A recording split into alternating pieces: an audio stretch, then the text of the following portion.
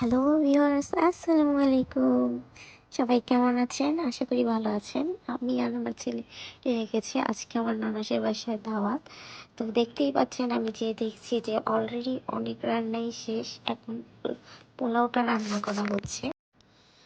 পোলাও রান্না করার পর এখানে আছে মাছ। মাছ অলরেডি চুলায়। তো দেখছেন কি কি রান্না করা হচ্ছে দেখা যাক। পোলাও রান্না করেছে।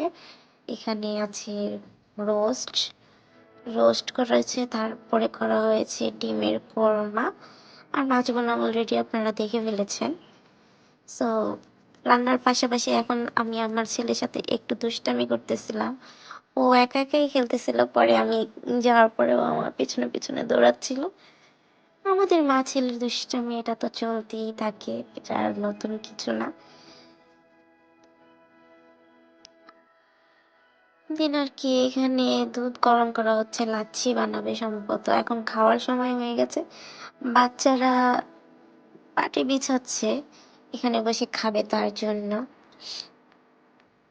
আমি মনে হচ্ছে ওরা পাটি বিছাচ্ছে নাকি দুষ্টামি করতেছে, আমি ঠিক বুঝতে পারতেছি না। যাই হোক, এখানে সবাই খেতে বসে গেছে অলরেডি। দুলাভাই আমাদের খাবার পরিবেশন করতেছে।